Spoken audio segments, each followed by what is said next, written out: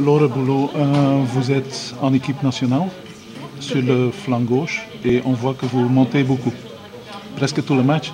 Oui, aujourd'hui j'avais les espaces pour monter.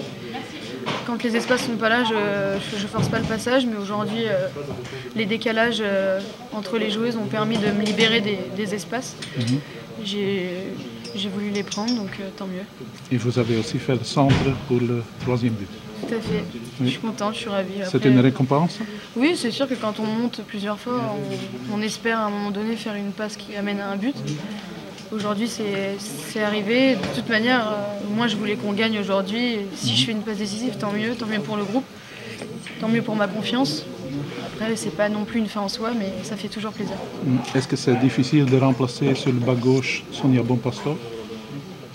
Non, je suis pas là pour me poser ce genre de questions en fait. Moi, je suis là pour jouer au football et je suis jeune, j'ai encore de l'avenir. Et je suis contente de jouer et je saisis ma chance comme tout le monde l'aurait fait. Ok. Vous jouez aussi à PSG. Cette saison, vous êtes terminé deuxième. Ça fait que vous jouez la Ligue des Champions l'année prochaine. Tout à fait. Comment vous avez vécu la saison à PSG? Je me suis éclatée avec mon club cette année. On est passé dans une autre dimension avec un club qui est devenu complètement professionnel chez les filles, avec un recrutement assez intéressant. Ça a permis d'évoluer avec des joueuses internationales, que ce soit françaises et étrangères, américaines, suédoises, allemandes. Et c'est vrai que ça m'a énormément servi, ça m'a enrichi. Et ça m'a permis de voir que les Françaises, on n'avait strictement rien à envier aux autres, mais que c'était mental et qu'il fallait qu'on prenne confiance en nous.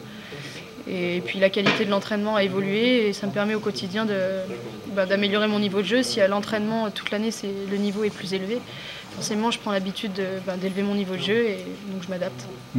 Est-ce que c'est nécessaire de devenir professionnel pour être sur le niveau des Allemandes, par exemple? Ça a changé ma vie. Ouais.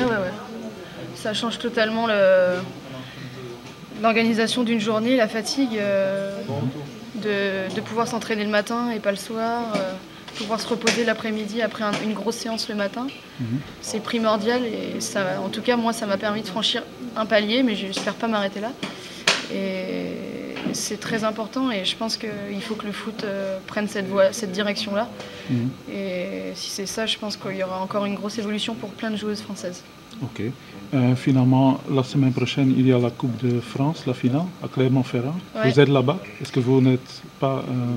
comment vous sentez ça, que vous n'êtes pas là en finale? J'ai été hyper déçue parce que on est complètement passé à côté de notre demi-finale. C'est peut-être la seule déception que j'ai eue cette saison avec le Paris Saint-Germain.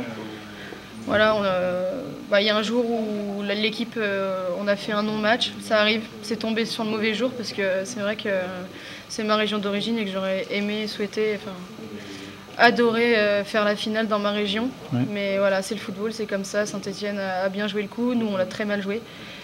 Le meilleur a gagné ce jour-là et voilà, il faut savoir aussi encaisser les défaites et se dire que ce jour-là, on n'a pas du tout été au niveau. Mais ce qui est bien, c'est que ça nous a ressaisis pour Juvisy et du coup, on a fait un très gros match à Juvisy, ce qui nous a permis de nous qualifier pour la Champions League. C'était l'objectif principal de la saison.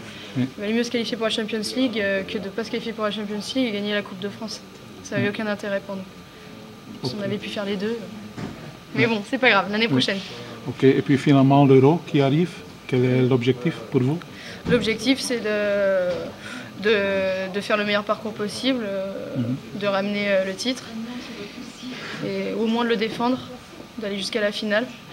Et les deux dernières compétitions, sur la Coupe du Monde et les Olympiques, on a atteint un dernier carré et on n'a jamais pu disputer la finale. Donc je pense que déjà disputer la finale, ce serait franchir un palier. Voilà, on se prépare en tout cas pour faire le plus beau parcours possible et ramener quelque chose en France. Ok, merci et bonne chance. De rien, merci.